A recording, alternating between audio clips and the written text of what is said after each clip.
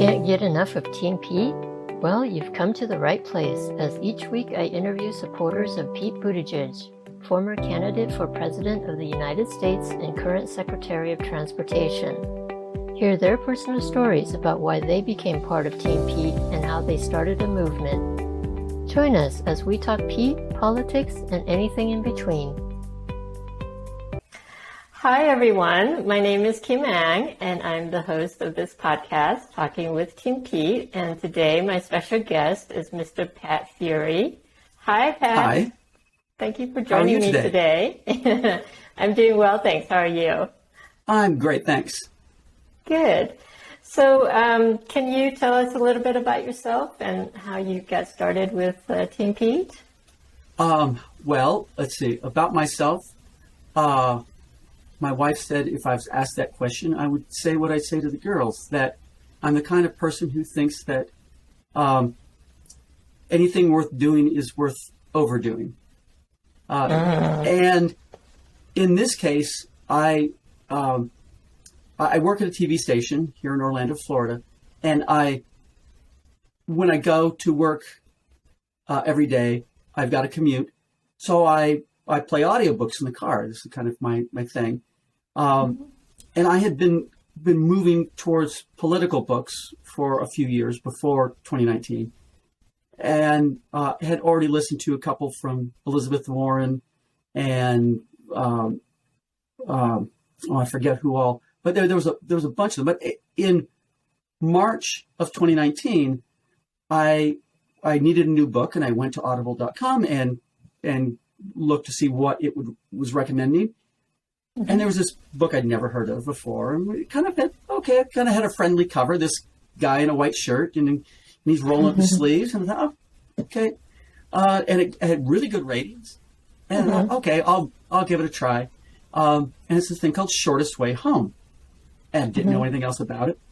So I started listening to the book, and it's read by the author, somebody who I think we all know, Pete Buttigieg. Well, I get done with it, and I think, wow, this guy should run for president. So I didn't know much else about him. And full disclosure, at that point, I was Republican. Really? I wasn't voting Republican. I would vote for whoever made sense, but I don't vote with whatever party I'm in. I just find the people who I think fit how I feel. But I hadn't been voting. I wasn't a fan of George Bush, the younger, and it had been a while since I'd voted for a Republican for president. Well, in this case, I read this. Hey, this guy sounds pretty good. And at this point, I'm not happy with who we currently have as president. In fact, for the full 4 years when our previous president was in office, I wore fully black to work every day. I don't wear black typically, but I decided on the first day, well, I'm in mourning, and I thought, well, okay, I'm still in mourning. He's still there. I wore it, and so for the entire 4 years, I wore black, and I really wanted him out, just like a lot of other people, right? So I was starting to think, okay, we're getting into the presidential cycle, and who do I want to see in there? And I was curious about. I hear all these names that are being thrown around. One was Warren, and I had read two of her books. And I read Schultz, who is very little known, but he was one of the early candidates. And but then there's this guy, Pete, that I read his book and thought, wow, this guy is terrific. His CV based on this book. I mean, I see this as a resume. And I read it, thought, he has potential. But let me start, I'm starting to think I need to read some of the other resumes of the other potential candidates. So I think I read 13 books. I started collecting a whole bunch. I wanted to find out really who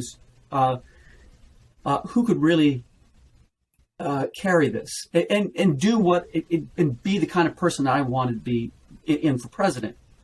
So, and after I'd seen after I read the book from Pete, I noticed him in some interviews. Particularly, the first one I think I saw him was on Colbert, and I thought, oh boy, I hope he doesn't slip up, because this is his first time in this kind of environment, and I was kind of really rooting for him. But it's like watching a high wire act, and you're nervous. You don't want the guy to fail.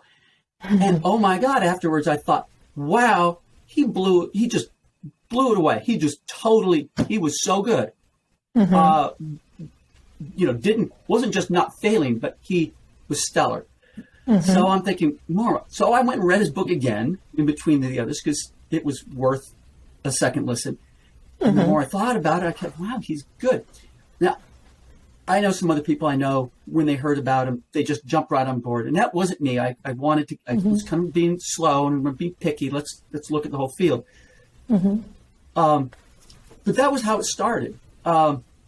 And then around July, I thought, well, I'm going on a little trip to see some friends in Pennsylvania. And I was really starting to get interested in Pete. I ordered a couple of things from his website, some shirts and hat. And went on a trip with my wife and wore boot edge stuff everywhere. I wasn't quite sure how much I could get away with some of the people and the places I would go. But the boot edge was kind of code. You had to know what it meant. And interestingly, I think one person in a week's worth of traveling ever asked me what it was. I don't think anybody knew that this was meaningful. But I was a little bit nervous about putting myself out there. And boy, I don't know when the rest happened. I heard somebody talk about this event that was going to happen in Iowa, that was to mimic what had happened for Obama back in 2008, where they could get enough support and really catapult the candidate in Iowa to get a head start to the rest of the races in the country. And I thought, that sounds like fun. I'm not an extrovert. I'm by nature keep to myself in a party. But this sounded like, this is easy. I just have to show up and sit in an auditorium and listen to this guy speak and be another person in the crowd, right? All we need are numbers of people. So I invited my daughter to go with me. The two of us went to Iowa and listened to this guy speak. By that point, I had become, okay, I'm in for Pete. By the time we hit that, and I'd done a couple of little things to support him locally, including changing to a Democrat. Said, I was one of those famous future former Republicans that talks about. And at that point, there was nothing else to hold me back. I really wanted to vote for this guy. Got to Iowa, and I didn't expect us to be in the Wells Fargo arena the day that he spoke, but there were miraculously all these tickets showed up, and all of us went in there, and this huge group for Pete. It was enormous. And he was the first person to come up and speak. And he, again, like he'd done on Colbert and on the other talk shows I'd seen him, this was a speech for the ages. It makes me emotional to think about it, because I've gone back and watched it a couple times. But I remember turning to my daughter and saying, that's the next president of the United States. He was that good. You might as well wrap it up. You could just, everybody else could go home and let this guy be the guy. So this was kind of my path into getting from not knowing about this guy to liking him. Now, by that point, I've read the book a few times, kept thinking, oh, wow, it's as good every time you read it. It's as inspiring. I'm looking for inspiration. This is the guy. And then we, by that point, I didn't even know who the group was I had joined to go there, the Barnstormers, which is this, and I just thought, oh, this is just some whatever group. They want to go support Pete in Iowa. So I think I've more than answered the question. That was how I came to be on Team Pete. So what do you mean by overdoing? Was that when you started getting extremely involved and went to practically every event? Well, there was that. There's a couple of things. Well, first off, going to the LJ, I thought, well, it's going to be cold there because this was the end of October. A big matter of fact, the Barnstormers were going to have a Halloween party, and you sign up to go to the Halloween party, but it's going to be cold out that night. I mean, in Iowa at that time of year. And I looked on the Barnstormers site, and they had some nice gear, shirts and hats and all that.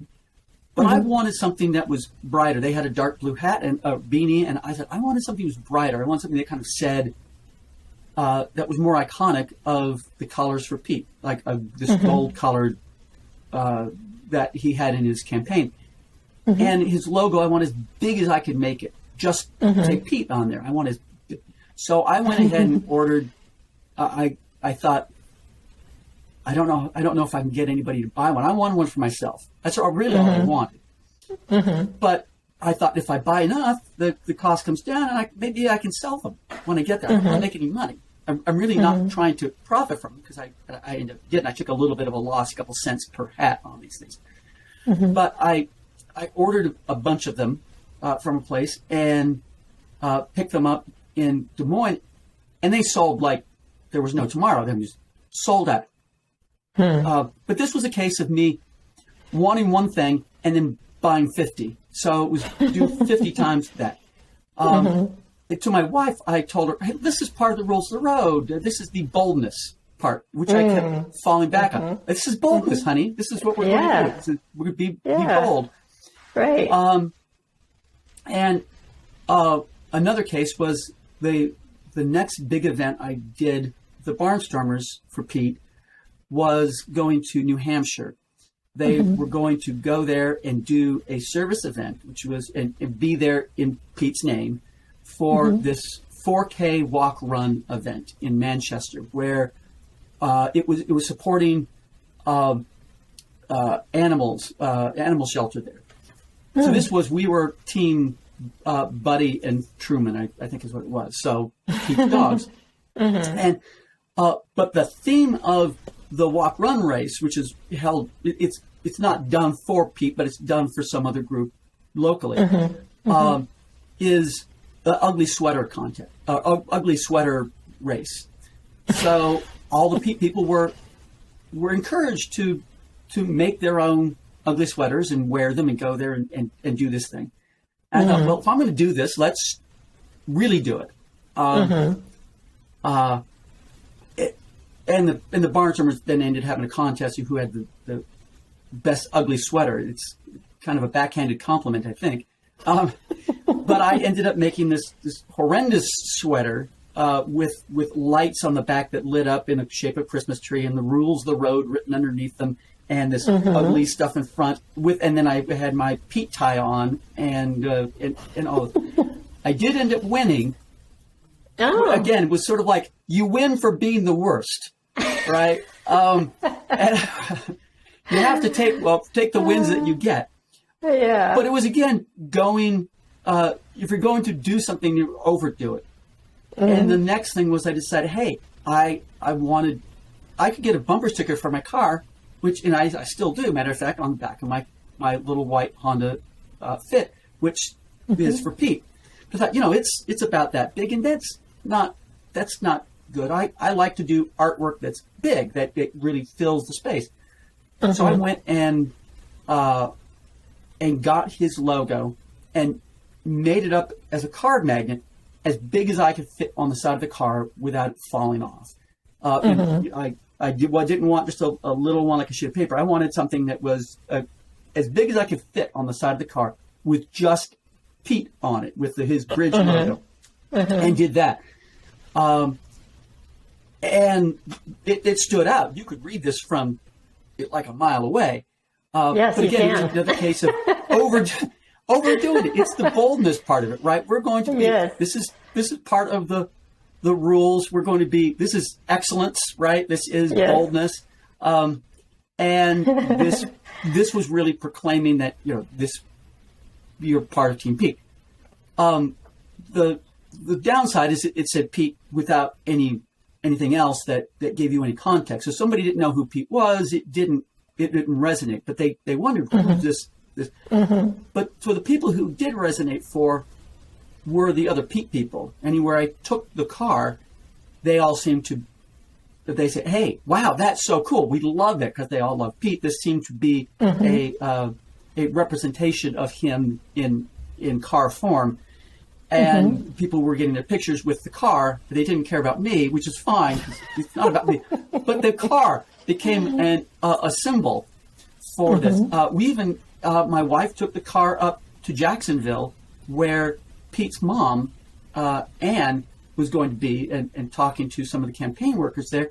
And when Ann saw the car with I had on the front hood, had a blue tie on the front hood of the car. So it was Pete's iconic tie on the hood.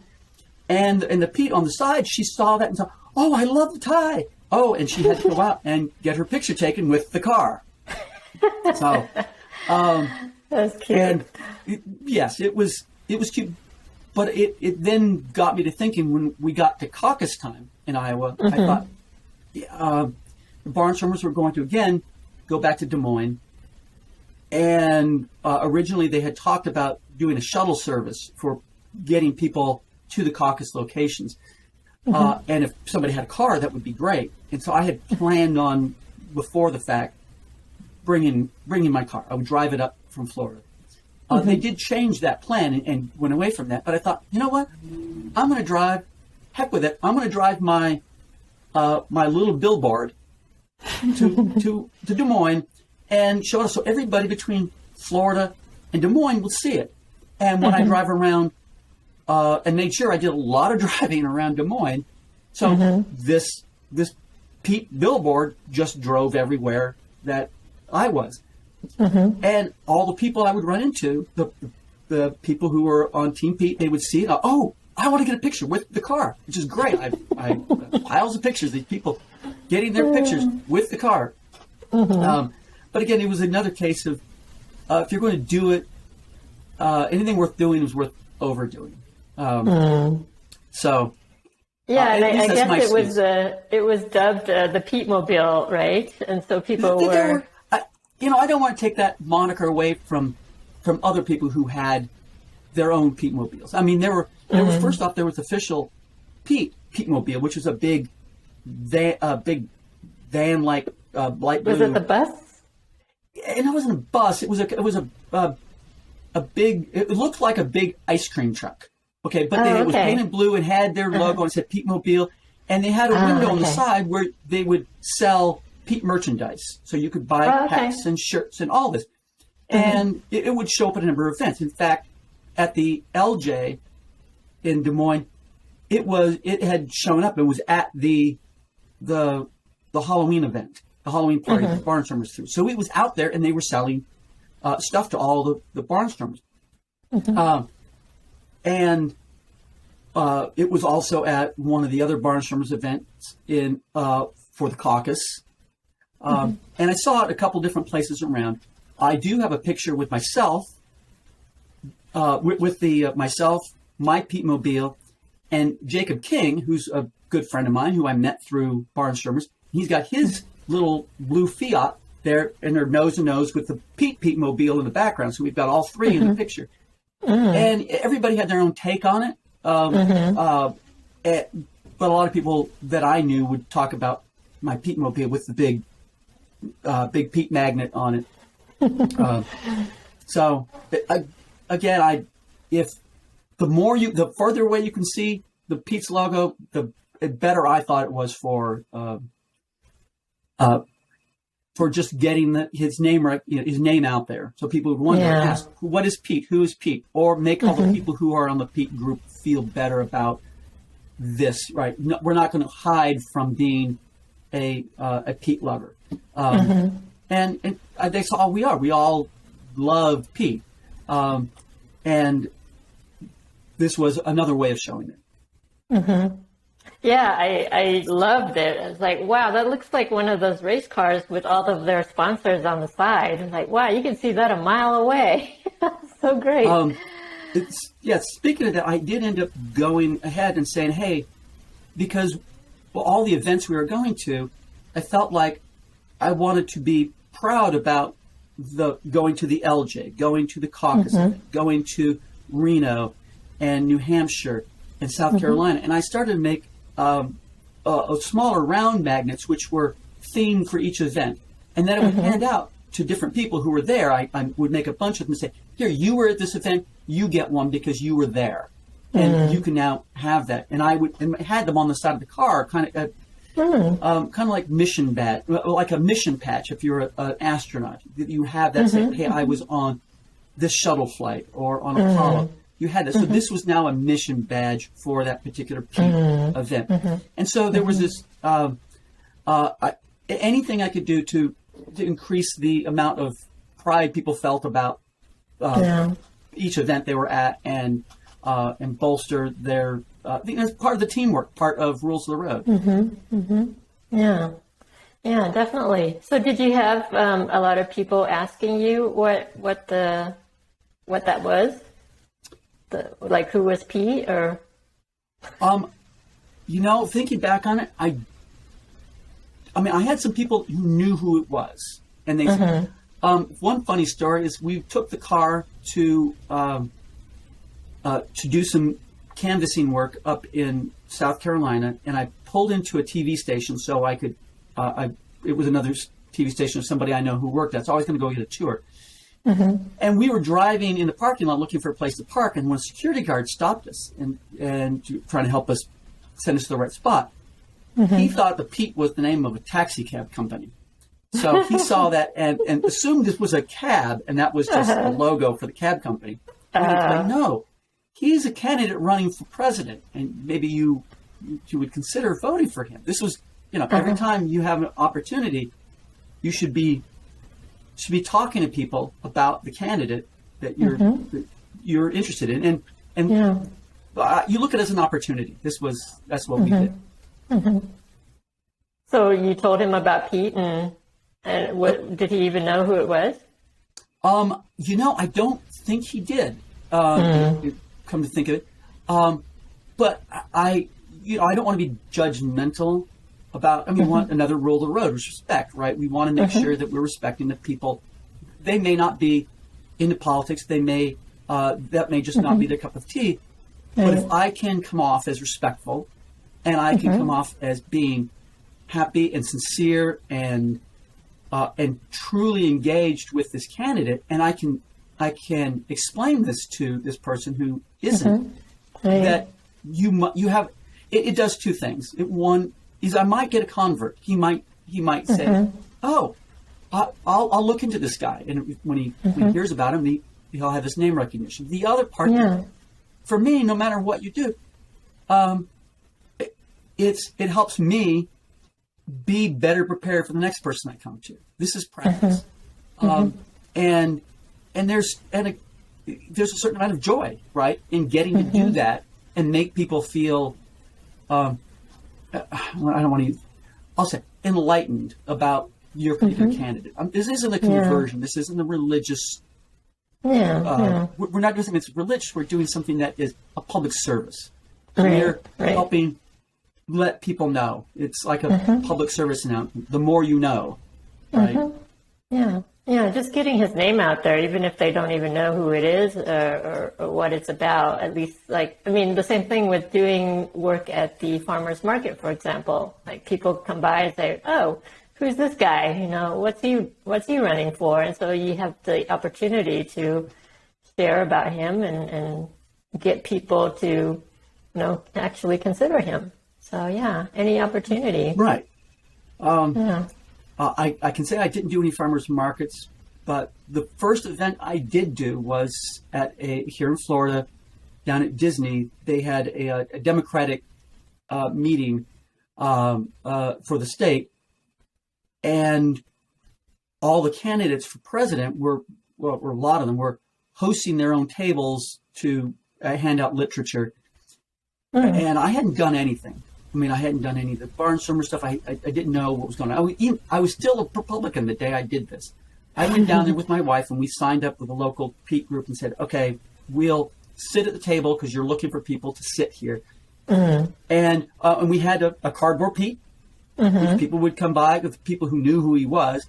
At that point, you really kind of felt like, well, does this guy even have a chance? Because we were at a little table with a lot of candidates who had bigger tables and more people gathered around them. But there were a couple of people who came by, and you started to think, wow, some people do know. And it was heartening when it happened. I had the local newspaper come by and then asking me about this guy. I wanted to know about him, which I felt wasn't my place, because I don't like speaking to the press for a candidate. It's not, I didn't feel my place, but you also don't want to act like you're not proud of your candidate and that you can't. So I pointed out that I read his book several times, that this is the guy that here's what I know of his platform from having read the book and watched the interviews.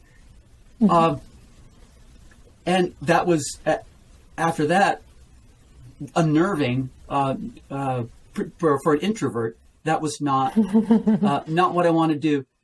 I can say the whole process of being part of Team Pete changed me, made me be more, I don't want to say assertive, but more willing to take a risk for something that is worth it. Yeah, because you believe in this candidate and you believe in what he stands for, right? Because it's kind of like your own values that you're spreading out there into the world as well, right? For me, that's how I feel when I talk about him. I guess to a degree, he's, I don't know if I'd say it was my own values. I'd say my own value in wanting somebody who, I look at Pete, and when I listen to him, I think, wow, he's not like me. He's better than me. He's the person I would, I'd like to be. He's smart. He's kind. He's very genuine. And these are the sorts of things that I knew we were missing. And I felt like, well, I can't reach it. I mean, if I were as good as all that, maybe I would have run for president. But I'm not, so I didn't. But I see this one guy, and I'm like, okay, he's the real deal. And all the other Pete supporters, I think would agree with those things. I don't think there's anything controversial about that. Yeah. I mean, sure. What brought you into being in Team Pete? Well, I think what initially struck me about him was just the fact that he could connect with someone when he's speaking with them. Because the first time I heard about him was I actually read his book first, and then I saw some videos of him on YouTube. And the first one that I saw was the town hall and people asking him questions, and just the way that he was able to connect with them and the way that he was able to answer their questions fully without, trying to evade.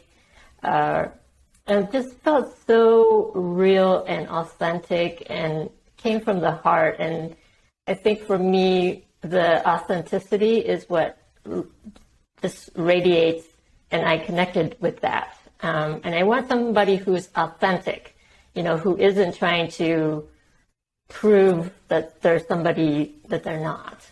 And for me, I just connected with him on that level so deeply. And so that's when I just kind of saw more videos and went and started volunteering. Yeah.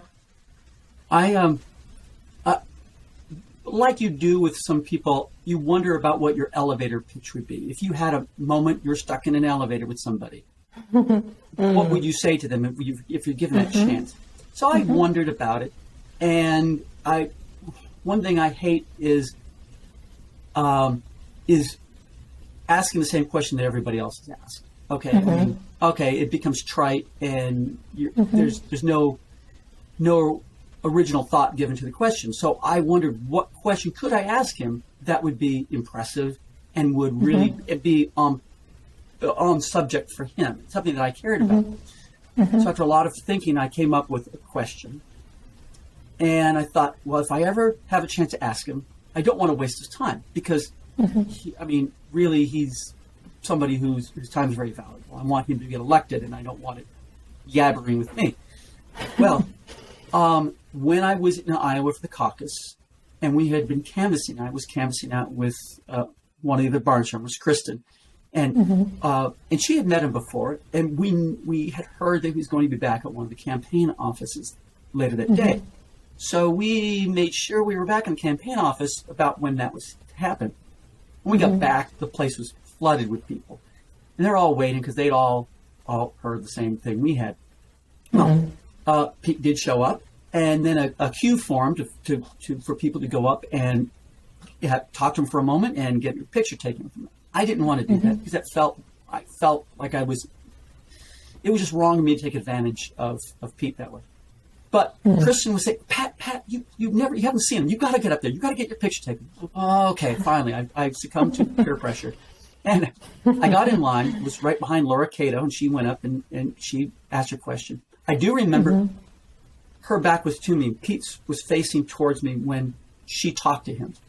And I remember seeing him listening to her, and his face, I mean, he looked so concerned and almost pained at what she was saying. I was like, oh my, what did she say? Because I couldn't hear over all the other noise in the room because the place was packed.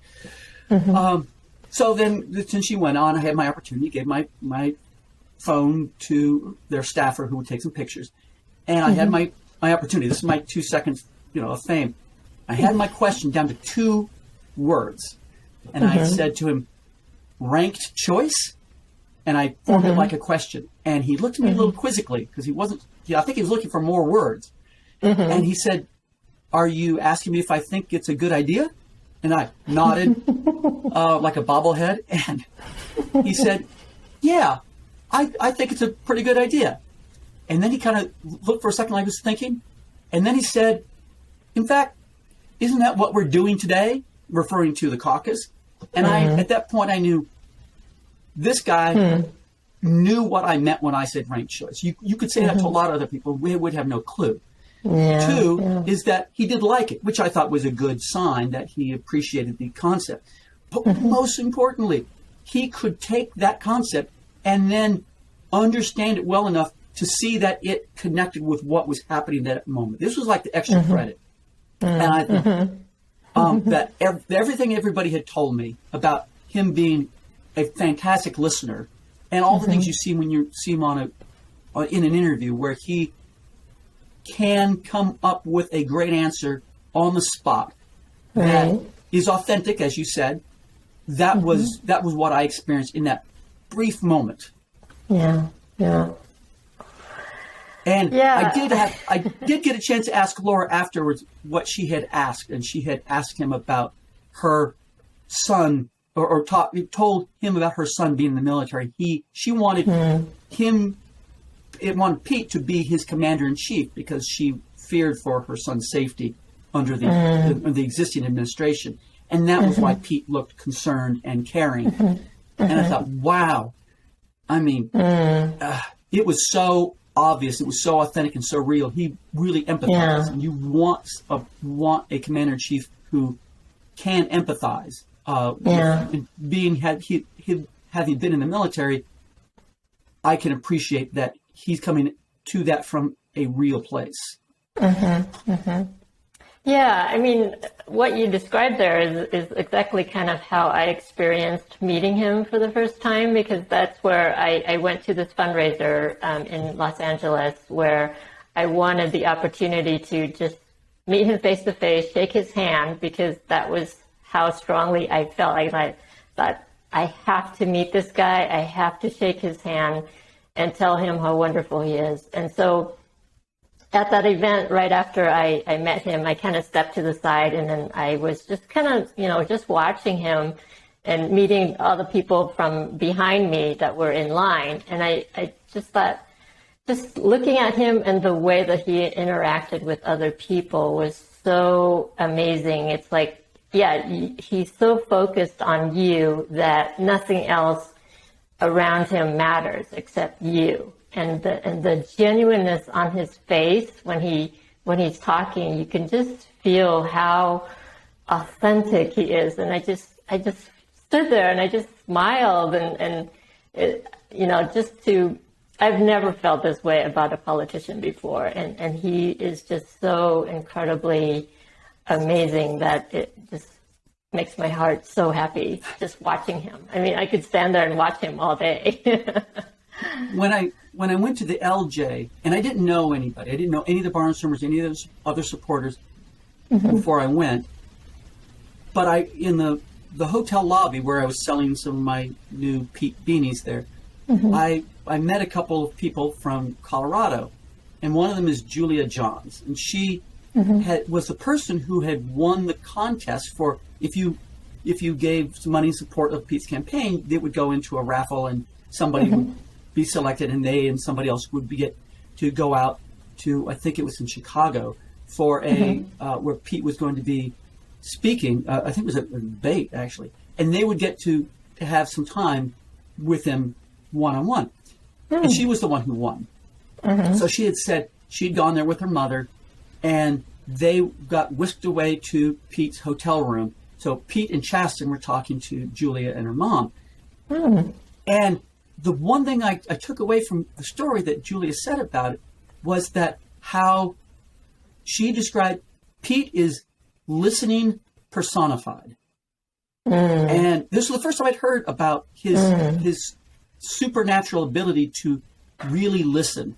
And I thought, that's a great word. Yeah. Right. And I thought that I'm intrigued now that I've heard this, and I wanted to I actually wanted to experience this myself. I wanted to test this, really like that. And everybody else that I talked to who's actually talked to him has the same story, right? And they didn't talk to Julia. They experienced it for themselves, but everybody comes back with the same story. So I think that you do have a lot of samples to draw from and say that this is really how he behaves, which is, I can say that I don't think most politicians will nod their head, but what you're saying is going in one ear out the other. They're not really paying attention, but he will, for that moment, will disconnect from all the other things he has to care about, and will care about you for that moment in time, which I think is important. Right. That's a great word, listening personified. I love that. That's a great description, actually. He is listening personified for sure. Wow. Oh, goodness. So, Pete, any other volunteering experiences? I'm Pete. Great. Oh. I'm sorry. Did I say Pete? Yes, but I feel good. I'm sorry. It's great. It's Pat. No. Well, let's see.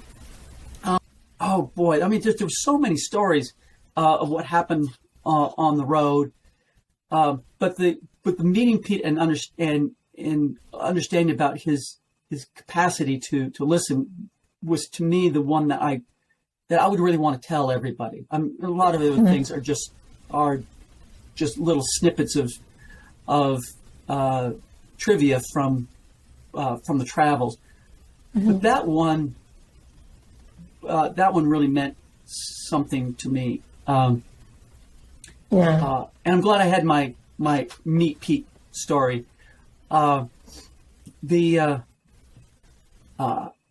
can say one other story that really made me happy was when we went to Reno. We went there for the Women's March, and after we we marched downtown with the Women for Pete and doing all the women oriented chants, and went to the Reno Events Center, where when we're going through there, that they had all these tables set up for politicians and events, and it wasn't a political event, but there were a lot of politics campaigns were there. I want to have some visibility. Well, I noticed going off to one side as we're walking through the hallways, there's this woman with a big sash on, this blonde woman with a big sash, looking very official, and she's being interviewed by one of the local news stations in Reno. And I thought, oh, who's this person? And something about it, I forget why, but I thought it has something to do with Pete. So I just noted it and walked off. Well, then when I got to the place, we were there to hear some of the people speak about the Women's March, and when I looked at the list of people, there's this one person on who's supposed to speak about Pete, and it's a person named Nelda Martinez. I thought, is that the person I just saw out there? Maybe it is. I looked up on my phone, found out she is or was the mayor of Corpus Christi, Texas. And I thought, okay, this is kind of interesting. So I saw her come by, and we had all these people in one section of the bleachers there, and she was sitting down right in front of our section, and off on beyond the rail. I thought, well, I don't know if she knows that we're all Pete people here, and I think she's here for this, and I figured out who she is. Well, I'm going to be bold. I'm going to do what I normally wouldn't do. So I went around and marched down there and introduced myself. Say, excuse me, Mayor Martinez. My name's Pat Furrie, and we're part of the Barnstormers for Pete. And there are all these people behind you, and we're here. It would really be, I just wanted her to know about us. And she was so gracious. I mean, you couldn't meet a nicer person. And she said, well, let's go up and meet them. Like, wow, really? And she went along with me, went up the ramp, and she went and shook everybody's hand, and then gave a fantastic speech about Pete. Turns out she and Pete had met years ago at a mayor's conference, and she was, at this point, a surrogate for Pete. She would go on the campaign trail. In this case, having a woman surrogate at the Women's March event was perfect. And then she was going off to do some other Pete things later that day, but Lisa Connolly, one of the head people for Barnstormers, she invited her over for our event at the Peppermill Hotel that night, and Nelda showed up. To this day, I'm just so taken with it. I've had an opportunity to stop by Nelda's house in Corpus Christi and visit her and see her when we were at on the caucus the day before the caucus in Iowa, and just as nice as you can be, remembered me the whole time, and we're friends on online. Just another story that makes me smile. But I would not have done that, and I would not have approached her if I hadn't been trying to live the rules of the road, which to me, which brings me to another story. When we were there for the caucus, the campaign had gotten names, I don't know from whom, but somebody at the campaign had contacted me and said, hey, could you be one of the campaign watchers at for the caucus? I said, sure, whatever you need. And I figured I would be in some back room at some school or some church. I don't know where, who knows what city. But they said, well, we want you in Des Moines. We want you at the Wells Fargo Center. I'm like, oh, come on, that's got to be the prime location. You don't want me. You want somebody else who's earned it. I said, oh, no, well, your name came up. You're the person we want. Like, okay, fine. Well, they put me there with Julie Parker, the other head of the Barnstormers. So the two of us went there together. But before we went, they gave us training. They put us off into they brought us to a section of town, this nondescript building, and they had all these other people there. And up to this point, I thought that the rules of the road, which we'd heard about, and I thought, okay, this is just some cute campaign slogan, but it doesn't really matter. I didn't think it was all that. That are they really following this. But when we get there, they've got some people who are high up in the campaign talking to us, including Mike Schmuel, who is Pete's campaign manager. And he gets up there and says, okay, everybody, we want you to know when you go out and do this, you're going to be watching to make sure that the count is right, and you're there to be their eyes at each one of these sites. That we all want you to continue to follow the rules of the road. I mean, he was dead serious. And at that moment, I thought, holy mackerel, they really mean this. This is sincere. This isn't this isn't just some cute campaign slogan. This is really a code of conduct that they have for their campaign. And they expect their workers and their volunteers to follow it. And that realization, I mean, at this point, we're already into talk because I've already been doing things for them. And I didn't need that, to know that, to be still following people. But it was, at that point, I knew that the rules really did mean something. And I hadn't purchased one of the shirts before then because I thought, well, okay, now I really can wear the Rules of the Road shirt with, I would have worn one today, except I gave both of them away to two other Pete supporters who wanted those shirts. And I thought, let's be like Pete, and we're going to be kind, and we're going to, one of them I gave to Kevin, a friend of mine, one of the other barnstormers who lives up in Indianapolis, and my mother, who's another person who was wearing it today, matter of fact, because she loved the rules so much. And as another former Republican, and she's changed because of the changing of the way that party has moved. And the Rules of the Road really meant she just loved the concept of I mean, everything about the rules, from joy to respect and everything in between. Code of conduct, I think, is a good way to put it. And I remember watching the documentary on Amazon of Pete's campaign. I don't know if you've seen that. Yeah, and so I think there was a clip of Mike talking about the rules of the road too. And I thought, wow, this is the kind of campaign that is the gold standard for every future campaign. You know, I mean, this is what every campaign should look like this. And both parties, right? I didn't feel like necessarily other candidates in the Democratic Party were necessarily, had a similar set of rules. They, it was, and I understand they are competitors for that nomination. And Pete understood that. He didn't hold any grudges to anybody who was fighting the good fight. But at the same time, I think he felt that there should be some certain amount of mutual respect between. I do want to say one interesting thing about the Rules of the Road. It's something I learned after the fact. One of the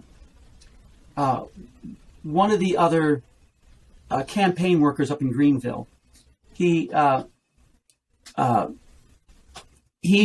explained to me, and I didn't even understand what the belonging meant. To me, it was okay. I don't know what this word means. I don't understand it in the context. And he was able to so emotionally explain to me. And after that, I thought, wow, if this isn't the most important one, I don't know what is. But I also thought it was, and this is just an aside, it's a dual-edged sword, because I think that belonging, while we feel like we're belonging to Team Pete and all the other campaigns have people who belong to them, the people who were supporters of the former president also have that same sense of belonging. It's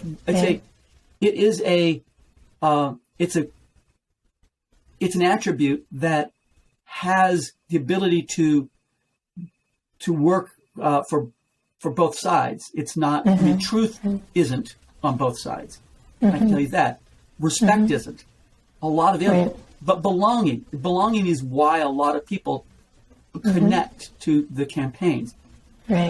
One of the things I liked about Pete was that, and you had mentioned it earlier, was that he was when he went on Fox News. He had respect for people who felt a sense of belonging to another candidate strongly, and respected them enough to answer their questions and be upfront and honest with them, which is why I think he gained so much traction with independents and libertarians, because you felt like you could trust him. Yeah. Yeah, and I feel like with belonging, it's an important concept. Like you say, the former guy had his own supporters, and they belonged to that group. But it just seems like their concept of belonging is like, if you hate someone enough, you're a pack, and you hate this person, then that's kind of their sense of belonging, because they hate the same people. And so whereas for Team P, I feel like our sense of belonging is more of community, working together to make our communities better. I buy that. There's a negative belonging and a positive belonging, like you say. But I think with Team P, it's more of, when you belong to Team P, you are actually encouraged to be who you are. You don't have to change who you are to be a part of this team. We're not having to, go against our values or our personality in order to belong, right? So it's more of like, you just be who you are. And this community, everybody is just so kind and welcoming that they don't want you to be any different than who you are, right? So for me, I think that's my takeaway of belonging to Team P. Yeah, I mean, they definitely come from different places. Yeah. But I mention it because I think it's important that we're cognizant of that they approach. It's not exclusive to Team Pete, and that this is something that I think we need to understand how the opposition thinks, so that we can in an effectual and respectful way can work to move the needle in terms of getting them to be party to like me. I don't care if what political party they belong to, but I do care if they can see their way clear to, at the very least, in support Pete by voting for him. If not, doing something more active. Democracy is not a spectator sport, right? It doesn't work if we're just watching from the sideline. We need to be active if it's to work. And I do see that the other side does that. They're very active and very involved. In some ways, I kind of credit that. I don't have any problem with them being involved. It's just it's lacking the components. The other rules of the road, like truth, is missing. Yeah.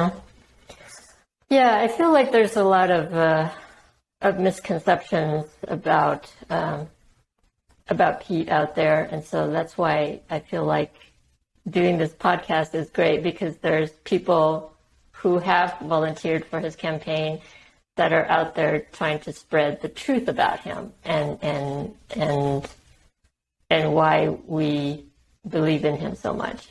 So, I can tell you, I suspect that you'll probably want to know this question. What do I think if Pete's going to run again? Yes, I do. And okay, here's my takeaway. It's one of those things I've been thinking about for a while. If I ran the zoo, if I were his strategist, what would I do? And first off, I'd say he should be prepared, at least mentally, if not some sort of quiet organization at the moment to run in 2024. I'm hopeful that President Biden won't seek a second term. He got what he wanted, which was to be president. He had said originally he wanted to be a transition president, which is what he's doing. He wasn't my first choice to be president. Pete was. I mean, no, not take anything away from what he's currently done. He has done some things that he, and in some things he's done, I like. I have a lot of respect for the man.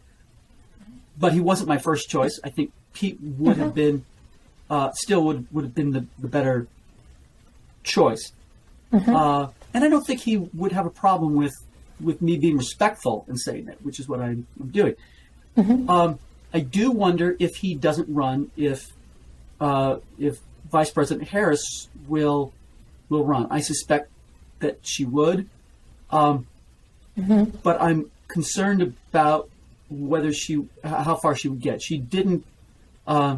She had dropped out of the Democratic race earlier, way earlier than Pete did, and I'm wondering what her support would be. To that end, if Pete's going to run in 2024, I'm there. I'm sure you will be, just like all of us will be. Yes. Yeah. Yeah. All right. Well, I think this is a good point to end here. Thank you, Pat. I really appreciate your time and insight. Thank you, Kim. And I'm so grateful for the Pete community and the people that I've met through this, and meeting you through Julie. Thanks, Julie, for connecting us. And thank you, Julie. It's been a great conversation. Thank you so much. Another thing, when I was in New Hampshire after the ugly sweater contest, the next day, well, actually at the booty bash party we had that night, and after I got my little award, a couple of us, Ariana and Mackenzie, we had talked about. We heard that Chasten was going to be in Portsmouth, New Hampshire, the next day to visit the campaign office there. We thought, oh, well, we've got time and we could go to Portsmouth. How do we get there? Well, we decided we'll get a cab. So next morning, the three of us got a cab, and drove the 50 miles in a cab to Portsmouth. Seemed like a long way for a cab, and got there bright and early before the office opened. Got in early, did some campaign work for them. If you're there, you're going to need to do some work. Some of the other people from Manchester had also found their way over, which was nice. So we had a bunch of us who knew each other, and then. So we were making calls for Pete and getting into doing the calling, which tell you, not easy for me to do. I did make calls once I got to Manchester, and I, not a big fan of, but I did do because it's Pete. But aside from that, I went to, we finally had the convoy showed up with Chasten, and he came in and he talked to the whole group. I had actually seen him one other time, which was at the Halloween party for the LJ. So I had seen him once before, and both times he talked, he is wonderful. You kind of think, wow, he would be so good as the first husband. When we. But we got in a line to get our pictures taken with him, like you want to do. And Mackenzie went before me, and she was so sweet because she had written out a nice story that she handed to Chasten. And after that was me, and she then pointed out, oh, and it's his birthday. And Chasten, oh, and he gave me this big hug. And I'd also heard that Chasten gives the best hugs, and they're absolutely right. He is a great hugger. It was so nice. I felt like, but I did remember what I said to Chasten, which was a few more words than I had said to Pete. I said, I got a bone to pick with you, Chasten. He looked a little concerned. I said, how in the world do you have such a freaking good smile every time you're on camera? Because he does. And Pete doesn't have the greatest smile. He's got a good smile, but not like Chasten. Chasten's just got this $1 million smile every time he's on camera. He gets a picture. And it's so warm. I don't know how he does it. Anyway, I had to tease him about it. He was super nice. And that was one of the highlights of going on that trip. I mean, yeah, the ugly sweater contest was okay, but meeting Chasten was good and worth than going out for the rest of the day and canvassing. I can tell you that canvassing is a lot better when you have multiple people in your group. And it was 3 of us, Eric Hubbs and Mackenzie Stratton and myself. And it was like a tag team. We would go out to people's homes and one of us would say something about Pete and the other one would be thinking, have something primed. And then the next person would take over. And then they'd say something and then the other person would take over. And I felt like we were on fire. We were just, that's great. It was, I'm not a fan of going out canvassing and knocking on people's doors who I don't know. But when you're with a couple of people who you all click, it becomes magic. It was so cool. I can't say enough good things about the time I had canvassing with Eric and Mackenzie. Yeah, that was fun. Super. Yeah. It was cold, and it was a lot of walking, but it was the 2 of them were just so dialed into it. And I felt, it just, when it works, it was great. So hopefully they'll get to see this and to hear that. I thought I had a terrific time with the 2 of them. Yeah, that's wonderful. Thanks, Pat. That's a good story. Thanks, Kim. If you've enjoyed this conversation, please be sure to subscribe so this channel can grow and I'll be able to share more stories with you each week. Thank you for listening.